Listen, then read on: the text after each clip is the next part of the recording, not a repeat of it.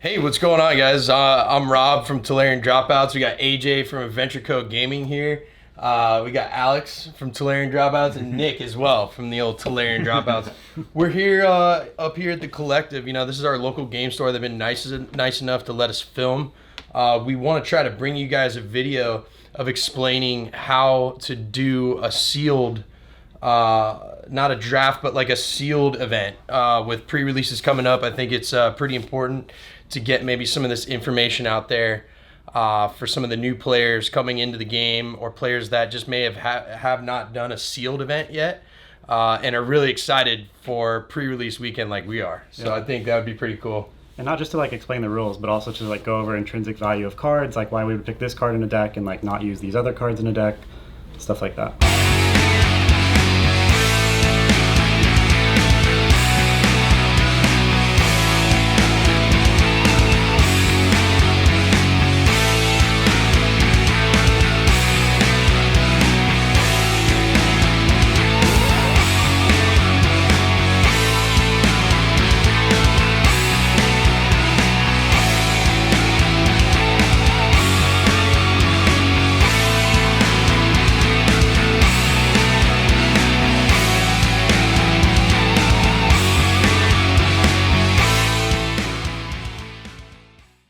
You guys excited to do a little sealed action? Always good to go back to classic Welcome to Wraith, you know.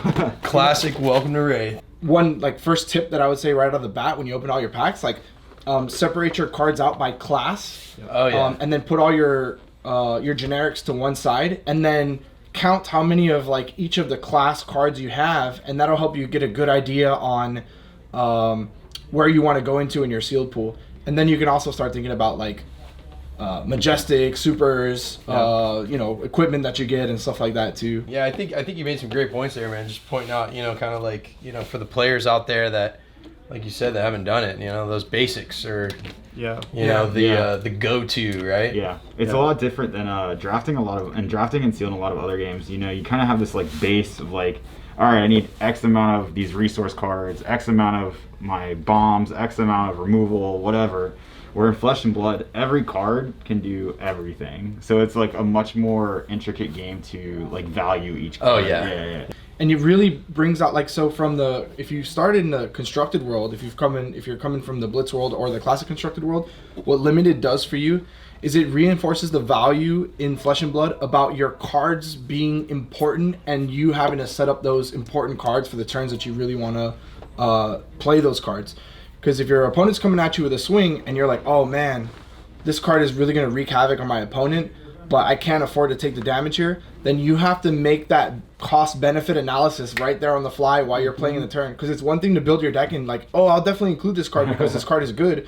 But if your opponent comes swinging with, you know, a huge, let's say a Bravo turn, and you don't want to take that damage, well, that beautiful Steel Blade Supremacy that you pulled from the pack is no longer going to be played. And then, are you even going to get that back? Are you going to get that back? Like, probably not. Yeah, you get like you get like all the multiple functions of a card, right? Especially when doing draft and sealed, which is really cool. Yeah, like if we do arc sealed or arc draft, it's like, it's crazy to think like, oh yeah, oh crap, you're playing cadaverous contraband. I want to block that card because you need a card back. Like in constructed, no one's playing that card. But that is certainly a limited all-star in my opinion. Yeah, that card is so good. Yeah. At your local game store this weekend coming up for pre-release.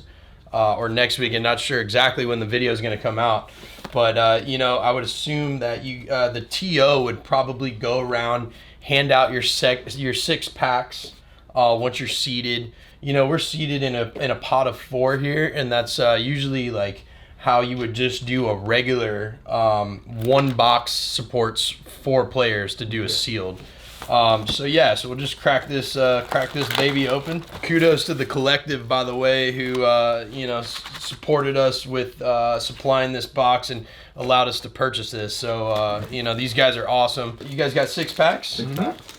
6 packs. Let's go. Let's go. And if anyone doesn't know the difference between sealed and draft, draft would be 3 packs, and you open 1, pass cards around. So you take 1, pass it around. That's a different format. This would be sealed. Which is you get 6 packs, you open all of them, and these are all your cards. In sealed, you have these 6 packs, you open all of the packs, and then you evaluate the total value of all of the packs. These are the only 6 packs you'll ever see. That's all you get, and you have to build your deck off of that. And you also want to think about too, like going back to what you said, it's like the overall pool value. Like if you pull this like sick Majestic, it does so much for you. Steelblade Supremacy draws you a card when your weapon hits. It's like, that's great, but like you have to think about the overall, like maybe Brute is actually a better class that you can just like swing with weapon more consistently. You'll have defense reactions maybe, like it just like think of that. Like can you block as much, or if in Warrior you have like 2 attack reactions in Supremacy, it's like probably not your best class to pick. Right. Think of the overall value, not just like cool cards you get. Yeah. Especially because just because you pulled that Steelblade Supremacy doesn't mean you're going to be using that Steelblade Supremacy. Right. You're not blocking with it, right? And then it's just gone. Yeah, exactly. And your whole game plan is just Absolutely. You might not even draw the card. You know, like Correct. we'll use Route as an example, or Steelblade Supremacy, you know, in Warrior. Cards, Route is a bomb in Limited, you know, but like you guys are saying, you know, you don't want to limit yourself to just playing that class if your whole entire sealed pool is not there to play that class. I think we can all maybe agree that what you're looking for bomb wise and cards that are going to be universally powerful and strong is you want to really evaluate your generics. Yep. Yeah, generics are key. Cards like, you know, currently in this there is Drone of Brutality, which is still legal and sealed. Yeah. Until it's removed. You know, Red Scar for a Scar, phenomenal card. Cards like Red Razor Reflex, or even a yellow, or Pummel. You know, these cards that like really can alter it. You know, alter the game state and make a change. You know, to really swing the game in your favor in a limited environment where it's not constructed. So This is a nuts pack. Going through this, yeah, yeah, that's great. I was just gonna say, going through this process, like you definitely want to set aside your, like I make a pile of like all my generics, all my equipments, and then I set aside all the class specific stuff so that you can kind of get an idea of where you want to go into. And you can, you know, you can sit there and pine over a particular pack or whatever, but I think the better way is like, you know, crack them all, get through it, divide up your stuff, and then start thinking about how you want to kind of build your deck out. Let's go.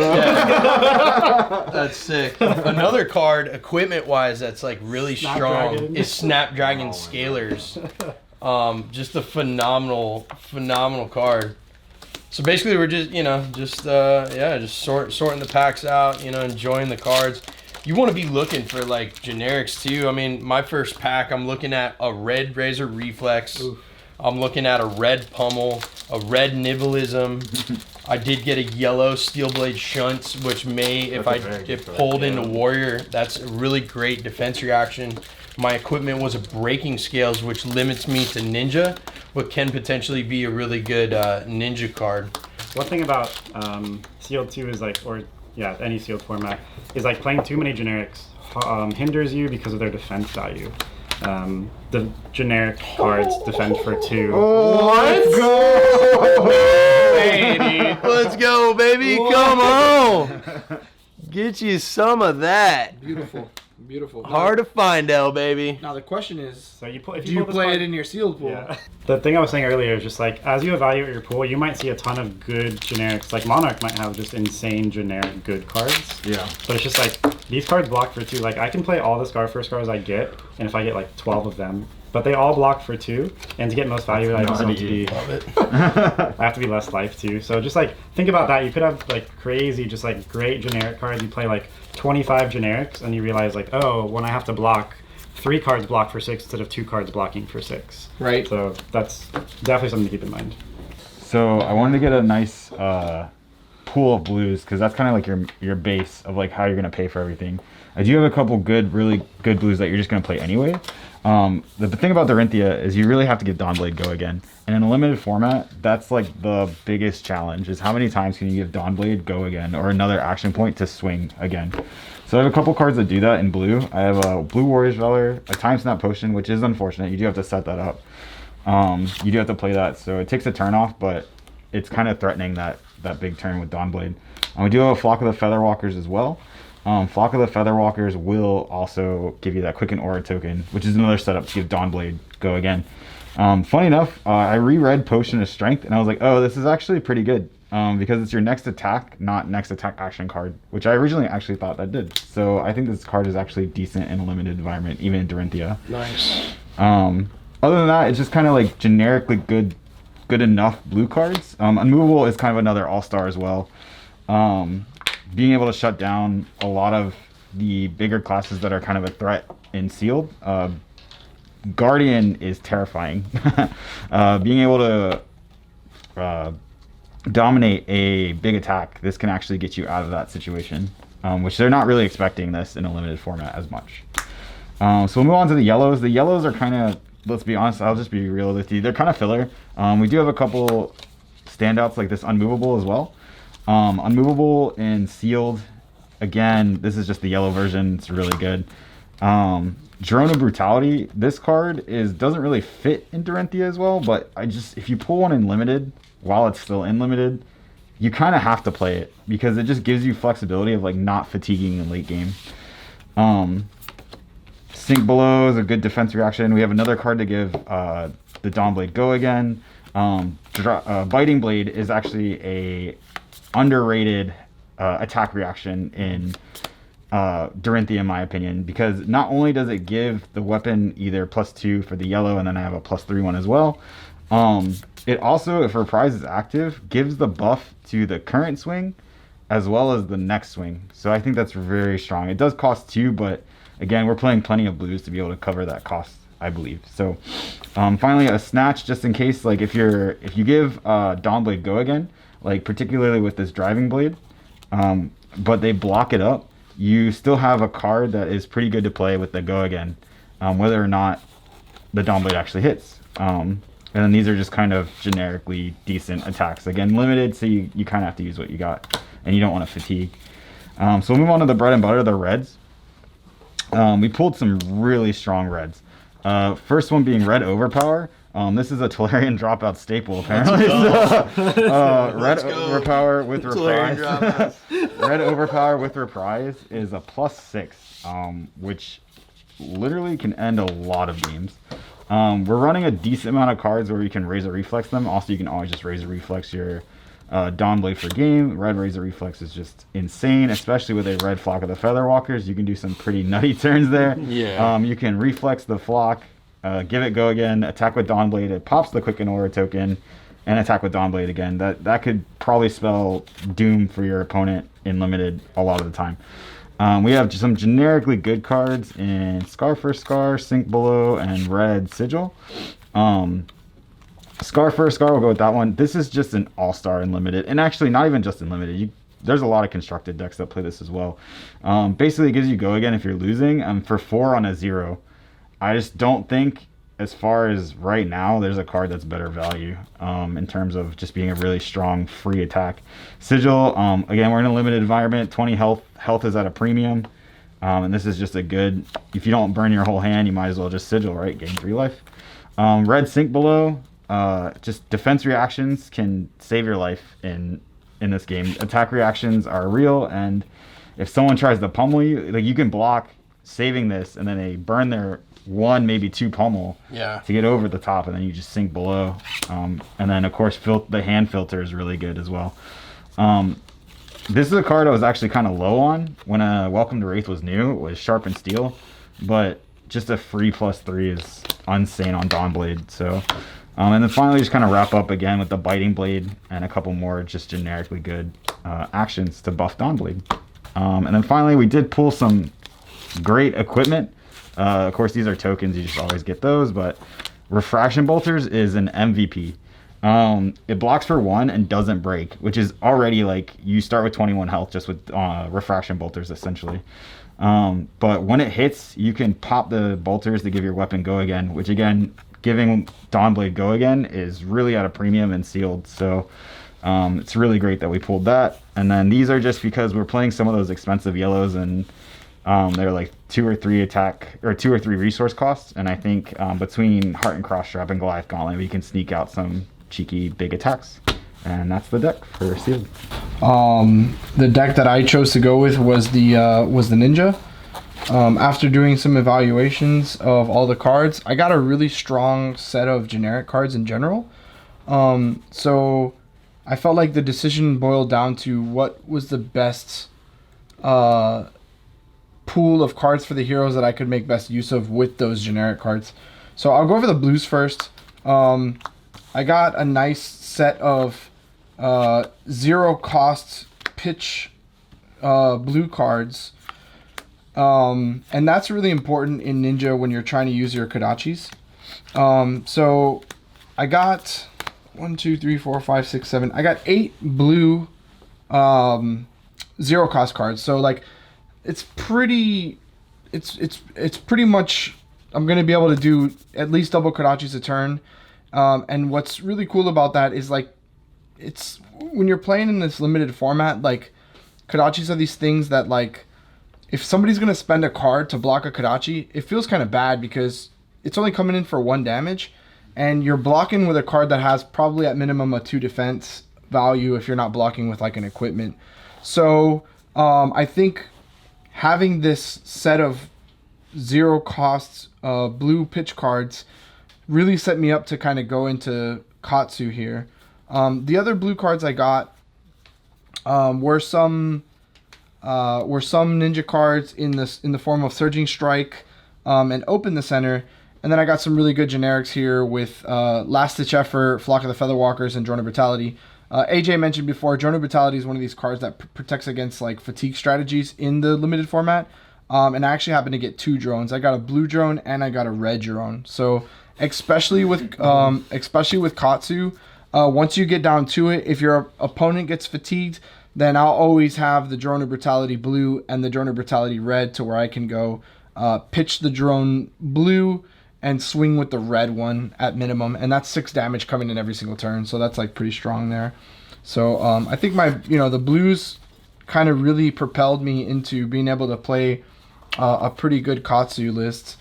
The yellows here I got were also like yellows with 0 costs are kind of also important because you can at least do 2 Kodachi swings, and then if you have a card that costs 0 to attack with, you can also attack with that. So you're setting up 3 attacks for that turn, which is pretty nice.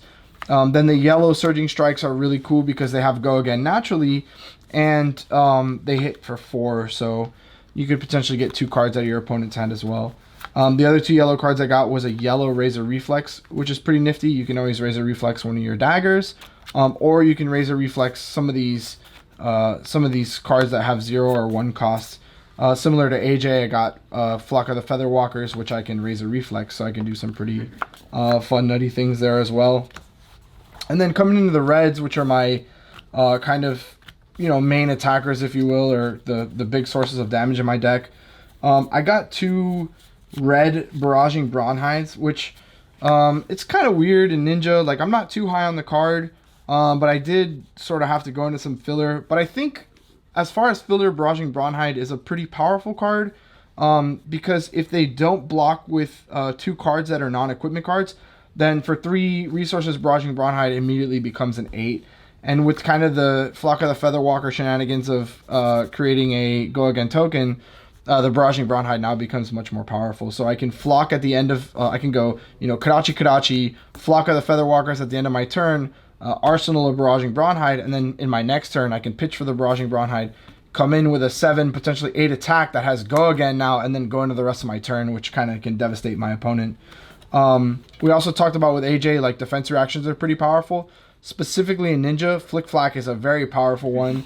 If you're playing against an opponent that is going wide against you, you can shut down their first attack, and then with their second attack, you can use one of your combo cards to then block 5 damage for 1 card. So you end up spending 2 cards to potentially take away maybe 3 or 4 of their cards. I mentioned I did get a Drone of Brutality Red, which I think is a very powerful card in this format. Scar for a Scar is also another really powerful card. And then I got a Sink Below Red, which is cool for shutting down some big turns. I got a red Razor Reflex, which is nice to pound in a couple bits of more damage. A red Surging Strike, which hits for 5, has natural Go Again. and then a Flusterfist, which is a strong combo card that can hit, and it also costs 0. So in a pinch, I could pitch it for my Karachi and use my Karachi. And I think I did end up having a blue head jab in here somewhere. So if I really wanted to go into the line, I could go blue head jab into the open the center, and then finish it up with a nice strong Flusterfist there. So all in all, I don't think compared, like I've seen all these guys' pools, I don't think my pool was as strong as the pools that they got. But that doesn't mean that you still don't have a really good deck or a really good angle of attack to try to build a deck and try to get over some of the stuff that these guys are doing. You just have to kind of put your mind to it and build it. I picked Rhinar, and so you'll see a lot of my attacks. Like I don't really have many low-cost attacks, and I played as many like brute cards as I could, or just like expensive attacks as I could. So I have some buffs. Buffs are really good. Something like Pummel, just a really incredible card. Just because even if the blue one, like if you have it in hand and they're not expecting it, you can buff the attacks or taking damage, and if it hits, they have to discard a card. And particularly relevant with Rhinar is you can also boost the weapon, because it says club or hammer, which this is a club. So you could potentially boost this and like go for game when they're not expecting it. They think it's just a swing for 4, it becomes a swing for 6. So that is relevant. So that's my Pummel. Slogism, it's just a good card. I don't know how often I would play it in this pool. I have 2 blues and a red that you'll see. It's just like a good pitch for sure. And in Rhinar, you don't want to play too many things that like you can't discard for his effect, but Slogism is definitely something you can just get out of your hand to either pitch or pitch to play it, which will boost your attack, which can make it harder to like block over. And I pulled a blue Barraging Beatdown, which Barraging Beatdown, in my opinion, is probably like the best brute card in the game. It's just insane value for what it does. 0 cost intimidates, which means it pulls a card from your opponent's hand and banishes it for the turn. And if they don't use 2 cards to block the next brute attack, it gets +2. So all that for just a card you're playing, no pitch, nothing invested, you're just playing the card. Super strong. I wish I'd gotten more, but like my pool is still good enough to where like I still picked brute. So those are like my buffs. Sand Sketch Plan, this is a super. I think it's actually pretty good. It's not played super often in like constructed or even like blitz formats sometimes, but it is a card that pitches for blue, which is definitely relevant. It blocks for 3 again, because that's something you want to keep in mind as well. In sealed is just having cards that do block for 3. So a lot of games this might just be like, okay, I'm going to block with this, or I'm just going to pitch it the whole game. But this can set up a turn where you're like playing it, searching for a card, and then the card you discard could intimidate them, and then it also gives you 2 action points if you do get that discard off. So this can set up some actually pretty nutty turns, and it does cost 0. So that is a card that I do think is good. Wreck the Swing, another super. Happened to pull that too, which I'm happy with. This thing can win games, so it's a defense reaction. It does require you discarding a card for it, so it is like more of a hefty investment than most cards, but it does 2 damage if you discard a 6 or more. So literally, I mean, the health pool is 20 in Blitz, you get your opponent down to 2, and it's their turn. You can just win the game with this. Because it happens before the attack resolves. You just, even if the attack is going to kill you, you just play this from your hand, and they die. So definitely like that card. Blue Unmovable, I think AJ mentioned this, but Unmovable, just such an MVP in a lot of formats, but especially in sealed. Playing against Warrior can be a hard matchup just for most any deck in this format, and I think Unmovable is super strong, or against Bravo, where they dominated, so you can only block with 1 card from hand. This in Arsenal is also just really valuable too. And I think in Brute, just having like some good blue pitch cards too is also relevant. Energy Pot, good pitch card, doesn't block for anything, but there are definitely some situations in which you're just gonna pitch it, or you're just gonna block for your whole hand except for this card on your opponent's turn, and then just play the Energy Potion and pass, because this can set up another kind of game-winning turn. Then I only did 4 blue attacks. Again, I want to keep Rhinar's ability in mind, so 3 of these would not trigger his ability, Wrecker Romp would. But these are just attacks you could play. A 3 cost, a 1 cost, a 2 cost. They pitch for 3, and then 2 of them block for 3, which is relevant as well. And I just do want some attacks that if I'm in a pinch or late game, because I pitch them early, I still have attacks that I can go in with. So that's my blue pool. I'm pretty happy with my blues, the quantity as well. One thing that I don't think was mentioned, but I think is important to think about is like quantity of colors. And I think we talked about how like some decks it doesn't matter too much, but let's see, 1, 2, 3, 4, 5, 6, 7, 8, 9, 10, 11, 12. So I have 12 blue cards, and let's say I'm playing 30 cards in my deck. That means over 33% of my deck, over 1/3 of my deck is blue. So if I think about my hands, I have 4 cards in my hand. I can kind of run that same percentage for my hands. So if you have 25% of your deck is blue cards, your hands are probably going to have 1 blue and then whatever your other curve is. And that's really relevant for some decks like Rhinar, like Wizard, like Guardian, but maybe you're playing something like Ninja, where it matters a little bit less. Maybe you want 3 reds and a blue, or something like Ranger, which you might be fine with just 4 reds or 3 reds and a yellow. So do think about that, like what your color curve means for like what your hand sculpting is going to look like. Yellows, I think yellows are good in Brute because a yellow always pitches at least for club. I have 2 buffs, not as good as Barraging Beatdown in my opinion, but also still very good. I think Scar is even good in this deck because it doesn't trigger his effect if you discard it. You don't really ever want to discard this, but I think it's just such a strong card to open a turn with. Like they either block it or not, and they just take 3 damage or 4 damage with the red one, or like they said earlier, like even blue Scar can be good in this format. Sigil, great card.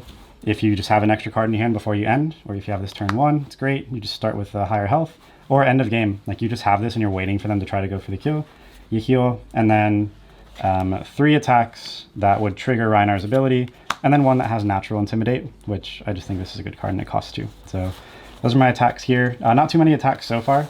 Most of those are red just because I want to keep my attacks as strong as possible.